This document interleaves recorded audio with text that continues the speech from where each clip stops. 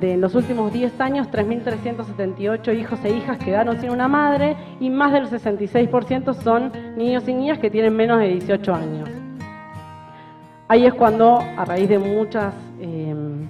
familias que se acercan a la Casa del Encuentro, porque la Casa del Encuentro, si bien es conocida quizás por el informe de femicidio, también tenemos lunes, miércoles y viernes un espacio de un centro de orientación, asistencia y acompañamiento a víctimas de violencia de género y a familiares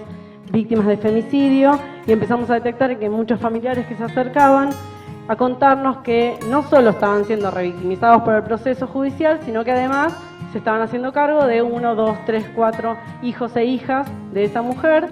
con todo lo que eso implica, los gastos. Los niños y las niñas van al colegio, se visten, se recrean, básicamente tienen que vivir. Hoy en día vivir no es fácil, nunca lo es, la plata mueve el mundo, y esta plata en muchas de las familias escaseaba porque no todas las familias tienen los recursos económicos para hacerse cargo de sus propios hijos e hijas y además de los hijos e hijas de la mujer asesinada. Ahí es cuando empezamos a pensar qué respuesta daba el Estado a estos casos de estos hijos y estas hijas que quedaron sin una madre y con familiares que con todo el amor del mundo se tienen que hacer cargo de los gastos físicos, económicos, pero también de un daño emocional, psíquico, médico, que muchas veces también escasea y que es difícil ir a golpear la puerta de una psicóloga o de un psicólogo que trate esta cuestión con perspectiva de género, porque no es lo mismo que tu madre fallezca a raíz de un cáncer que sea asesinada brutalmente por quien es tu padre. A partir de este repensar la situación y de muchos familiares que se acercaron, empezamos a pensar un proyecto de ley que tiene coloquialmente el nombre de Ley Brisa por un caso muy reconocido para nosotras, pero que es el nombre de todas las hijas de mujeres asesinadas como consecuencia de la violencia machista, y es la Ley 27452, que técnicamente se llama Reparación Económica para niños, niñas y adolescentes y jóvenes víctimas colaterales de femicidio, que son estas víctimas indirectas de las que hablaba Laura hace un ratito. Básicamente el proyecto, si bien se presentó en el año 2016, logramos la media sanción al año siguiente, y en 2018, después de 2 años, logramos que la Cámara Baja, es decir, la Cámara de Diputados y Diputadas, logre la media sanción y se publicara en el Boletín Oficial el 26 de julio del 2008. Sé que suena, irrelevante quizás el dato, pero en el derecho, y ahí me pongo en abogada, en el derecho las leyes nunca pueden surtir efecto para atrás, sino hacia el futuro. Por lo tanto, la fecha en la que se publica en el Boletín Oficial es una fecha importante, y ahora vamos a ver por qué. Obtuvimos finalmente el proyecto de ley, y el proyecto de ley dice en el inciso primero cuáles son los casos que están, incluidos dentro de la reparación económica. Dentro de la reparación económica están los casos en los que el progenitor o progenitor afín, paréntesis, es un concepto que se incorpora con la reforma del Código Civil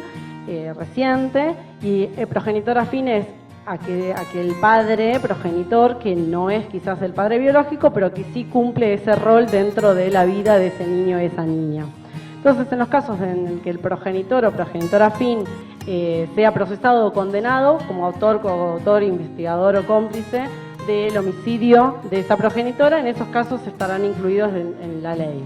El segundo de los casos es cuando, y desde la Casa del Encuentro con los informes de femicidio hemos detectado que hay un gran porcentaje de femicidas que luego de cometer el crimen se quitan la vida, y en esos casos el proceso penal se entiende como que se sobresea al imputado porque la muerte hace que se extinga el proceso penal. Entonces no habría autor, no se puede seguir el proceso judicial con una persona ausente, entonces no hay autor, se extingue y se sobresee. En esos casos específicamente aclaramos en la norma que también incluiría la reparación económica para esos hijos e hijas. Y el último de los casos que fue agregado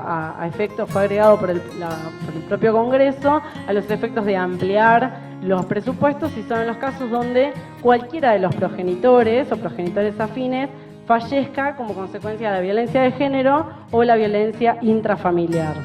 Esos son los 3 supuestos en los que estaría incluida la reparación económica. Es para todos los hijos e hijas menores de 21 años, ¿bien? Hasta los 21 años, o en el caso de existir una discapacidad, es para toda la vida. Tiene que ser hijo o hija de la progenitora que ha fallecido y de la persona o el segundo inciso, que es según que sean víctimas de violencia de género o violencia intrafamiliar. Y como también hay un gran porcentaje, de hecho en Atajo trabajamos en poblaciones donde hay mucha gente que no nace en Argentina, pero que se reside acá y que obtiene el DNI, entonces también se incluye a esos hijos e hijas que por la ley de migraciones también son considerados nacionales y por lo tanto pueden también recibir la reparación económica. El monto que van a percibir por cada hijo o hija es equivalente a un haber jubilatorio mínimo con todos los incrementos que va estableciendo la ley de jubilación. El monto es inembargable y se abona por cada hijo e hija, no es por núcleo familiar, sino por persona. También tienen derecho a una cobertura integral de salud, esto es lo que hablábamos antes, también la prioridad al ser atendidos por las consecuencias que el femicidio causa en la salud psíquica y física de esos hijos e hijas. El derecho caduca si finalmente dijimos que es en caso de procesamiento y condena. Procesamiento, explicándolo rápidamente, es como una primera imputación que se le hace a la persona que está siendo investigada por el femicidio. La condena es la culminación de ese proceso. Entonces puede ocurrir que se logre el procesamiento del femicida, pero que después al llegar al juicio oral esa persona termine siendo sobreseída, absuelta, porque se considera que no pudimos probar la culpabilidad. En este caso el niño o la niña ya está cobrando la reparación económica y al momento en el que se dicte el sobreseimiento, bueno, dejará de percibirlo, pero bajo ningún punto de vista el Estado podrá pedirle que devuelva ese dinero porque ya es un derecho adquirido, ¿no? Responsabilizar al Estado porque el Estado internacionalmente y nacionalmente se ha obligado a erradicar la violencia de género y entendemos que hoy sigamos teniendo cada 32 horas un femicidio según los informes de la Casa del Encuentro, es responsabilidad del Estado, por lo tanto, esto es una reparación que hace al Estado de esos hijos e hijas porque el Estado no pudo evitar que se ocurra el homicidio, el femicidio. Y también es importante tener en cuenta que los y las tituladas del derecho son los hijos y las hijas, por más que si son menores de 18 años va a haber un representante, un tutor encargado o un adoptante que perciba la plata, porque bueno, las personas menores de edad no pueden, salvo que estén emancipadas, no pueden administrar su propio dinero, pero los titulares del derecho son los hijos y de las hijas.